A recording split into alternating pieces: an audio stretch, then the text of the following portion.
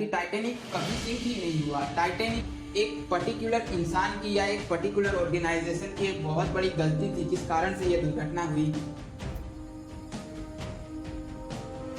इतिहास की सबसे दुर्भाग्यपूर्ण घटनाओं में से एक द सिंकिंग ऑफ टाइटैनिक। इस दुर्घटना ने न जाने कितने परिवारों को एक ऐसा जख्म दिया जो शायद ही कभी भुलाया जा सकता है। यूं तो इस दुर्घटना को महज एक एक्सीडेंट के तौर पर देखा गया, लेकिन क्या सच में यह एक एक्सीडेंट ही थी? कहीं ऐसा तो नहीं कि इस दुर्घटना को एक साजिश के तहत अंजाम दिया गया हो, इतने लोगों की जान एक प्लेन के मुताबिक ली गई हो? ऐसा हो सकता है क्योंकि हम सचमुच में टाइटैनिक के डूबने से जुड़ी कोई भी एक कथित थियरी पे विश्वास नहीं कर सकते। लेकिन इस दुर्घटना के पीछे और भी कई कारण थे जो आम लोगों से छुपाए गए, जिनके बारे में आप लोग शायद ही जानते होंगे। यानी कि हम इस बात को पूरी तरीके से करेक्टली नहीं कह सकते कि यह महज एक एक्सीडेंट था और यह आइसबर्ग के टकराने की ही वजह से हुआ था।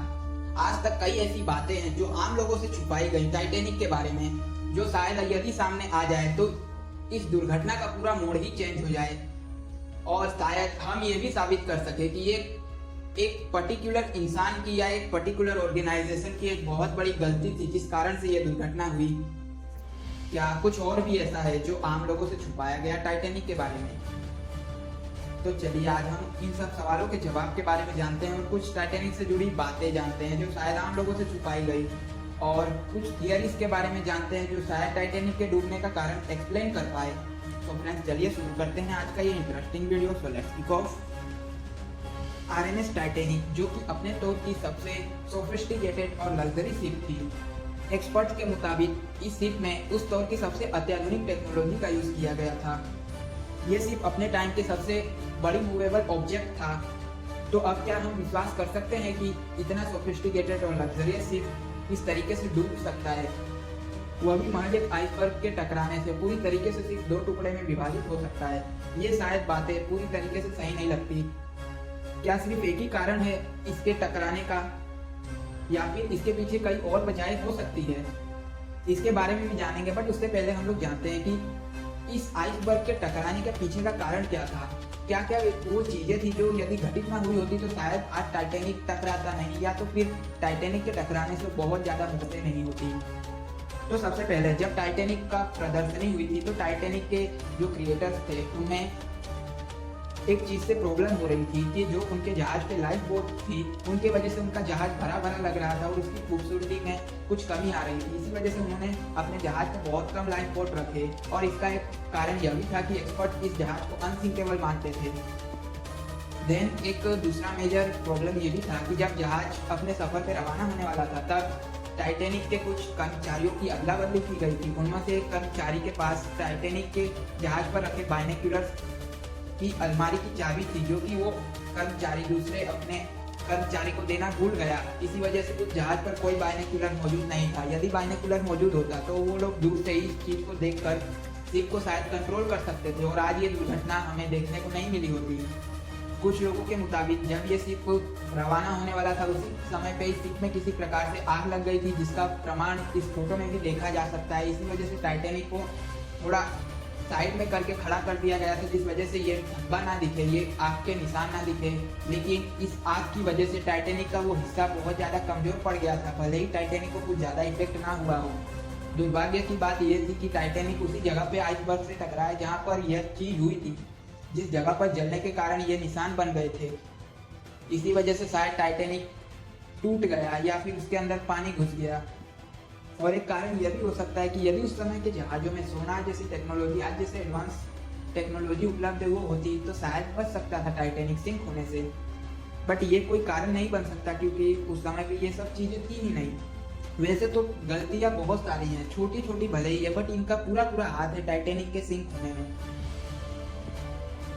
जब टाइटैनिक अटलांटिक ओशन में जब जा रहा था तो उसी समय पे टाइटैनिक को अपने आसपास की शिप से ये सिग्नल्स मिल रहे थे कि वहाँ पे कहीं आइसबर्ग है तो थोड़ा सावधान हो जाइए। बट जो उस शिप में मौजूद पायलट थे या फिर उस शिप को चलाने वाले जो दल थे उन लोगों को ज़्यादा कुछ आगे तक दिखाई नहीं पड़ रहा था। इसी वजह से वो लोग निश्चिंत थे और वो लोग स्पीड में चला रहे थे अपनी शिप को पूरी तरीके से। फुल स्पीड में टाइटैनिक थी, इसी वजह से शायद टाइटैनिक डायरेक्ट जाकर आइसबर्ग से टकरा गई। यहाँ पे एक और बात लोग कहते हैं कि जब टाइटेनिक टकराने वाली थी उसके पहले पायलट शिप को मोड़ने जा रहा था, बट पायलट ने हड़बड़ा कर ये गलती कर दी कि उसने शिप को उल्टी डायरेक्शन में मोड़ दिया, यानी कि आइसबर्ग की तरफ मोड़ दिया, जिस कारण से ये दुर्घटना घटी। बट इसके अलावा कुछ और थियरीज भी हैं जो इस चीज को पूरी तरीके से गलत डायरेक्शन में मोड़ देती है।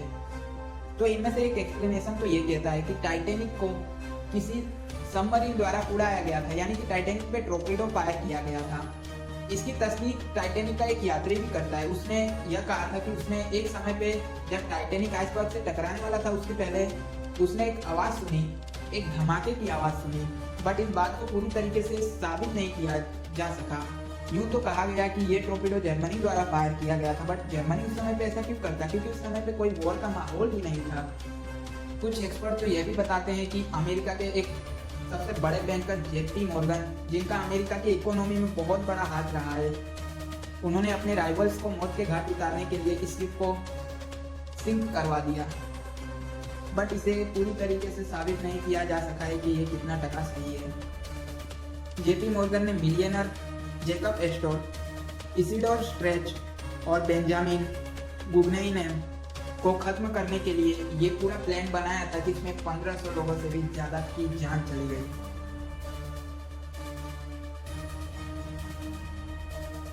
एक कॉन्स्पिरेसी थियरी तो ये कहती है कि टाइटेनिक कभी डूबी ही नहीं थी, जबकि इसकी सिस्टर आरएमएस ओलंपिक डूब गई थी।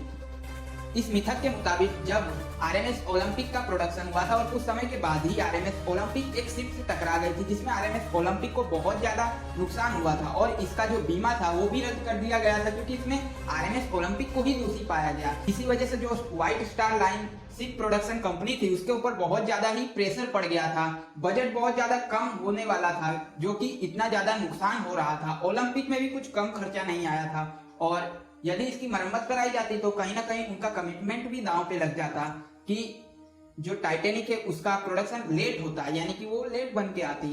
बट इस थियरी के मुताबिक ये सब छोड़ करके उन्होंने ओलंपिक को ही थोड़ा बहुत मरम्मत करके टाइटेनिक की जगह पे उतार दिया। ये पूरा साजिश था कि इस टाइटेनिक को, यानी कि जो ओलंपिक है रियलिटी में, उसे टकराया जाए आइसबर्ग के साथ या फिर इसे किसी प्रकार से सिंक कर दिया जाए, जिससे कि इसकी जो लागत है या फिर इसका जो बीमा है वो वसूल किया जाए। बट यहाँ पे सबसे बड़ी बात ये कि क्या इस चीज से जो भी बीमे के पैसे आते वो काफी थे ओलंपिक के नुकसान के लिए, तो ये बात बिल्कुल गलत साबित होती है और इससे किसी भी तरीके से कंपनी को फायदा भी नहीं होता। और ऊपर से कोई कंपनी इतना ज्यादा थोड़ी गिर सकती है कि अपने थोड़े से फायदे के लिए इतने ज्यादा लोगों की जान ले ले। तो ये मिथक शायद बहुत कम चांसेस है कि सही हो। और एक मिथक के मुताबिक तो टाइटेनिक में एक मम्मी थी, इसी वजह से टाइटेनिक डूबी, वरना टाइटेनिक के डूबने के चांस ही नहीं थे। जस्ट इमेजिन यार, ये दुनिया अभी 21 में चल रही है, इस पे कौन विश्वास करेगा। जो भी हो, इस थियरी के मुताबिक एक ब्रिटिश म्यूजियम में मम्मीफाई स्केलेटन पड़ा था और उस मम्मीफाई स्केलेटन को एक अमेरिकन इंसान को बेच दिया गया था। तो उसी स्केलेटन या फिर उसी मम्मी को ले जाया जा रहा था जहाज के जरिए, जो कि टाइटेनिक था, और उसी में ये मम्मी थी। अब ये मम्मी बहुत ज्यादा अनलकी बताई जाती है इस मिथक के मुताबिक, और यही कहा जाता है कि ये यदि मम्मी लौट नहीं हुई होती तो शायद ये एक्सीडेंट नहीं होता और ये पूरी तरीके से मम्मी की वजह से हुआ है। But I don't know what reality, but the thing is that कि ये जो मम्मी की बात की गई है और ये मम्मी अभी भी वही म्यूजियम में पड़ी है जिस म्यूजियम में कॉन्स्पिरेसी थियरी में बताया गया है। देन एक और कॉन्स्पिरेसी थियरी जो इसी सब अनगणत कहानियों से भरी हुई है। इसमें यह बताया जाता है कि टाइटेनिक के जो पीछे कोई नंबर लिखा गया था और उस नंबर को मिरर में देखने से नो कोप लिखा हुआ दिखाई पड़ता था और ये कुछ ज्यादा लकी नहीं माना जाता और इसी वजह से शायद ये टाइटेनिक डूबी। बट इसके शुरुआत अनलकी मानने की तो टाइटेनिक के डूबने के बहुत समय बाद शुरू हुई, बट ये यहाँ पे कहाँ आ गया। और सबसे मेन बात, ऐसा कोई नंबर था ही नहीं टाइटेनिक के पीछे जो इस चीज को दर्शाता हो। तो फ्रेंड्स, ये थी कुछ कॉन्स्पिरेसी थियरीज। बाकी तो पूरा टाइटेनिक का सच हम किसी प्रकार से पता नहीं लगा सकते, क्योंकि उस बात को कितने समय बीत गए हैं वो भी आप थोड़ा इमेजिन करने की कोशिश कीजिए। लगभग 100 साल से भी बहुत ज्यादा समय हो चुका है। अब तो टाइटेनिक में जो भी यात्री बचे थे उनमें से भी कोई यात्री अभी जिंदा नहीं है, तो हम बात को कैसे प्रूव कर सकते हैं, किसी भी एक थियरी पे कैसे हम लोग विश्वास कर सकते हैं। ये सब महज कॉन्स्पिरेसी है, मिथ है। रियलिटी क्या है वो तो हमसे अब तक छुपाया ही जा रहा है और शायद ये रियलिटी कभी बाहर भी ना आए। तो चलिए फ्रेंड्स, आज के लिए इतना ही। मिलते हैं नेक्स्ट वीडियो में। वीडियो पसंद आया तो यार थम्स अप, और हमारे चैनल पे नए आए हो तो ऐसी ही इंटरेस्टिंग टॉपिक्स पर वीडियो पाने के लिए चैनल को जरूर सब्सक्राइब करें और नोटिफिकेशन के लिए बेल तो आप दबा ही दोगे। तो चलिए मिलते हैं नेक्स्ट वीडियो में, तब तक के लिए जय हिंद जय भारत।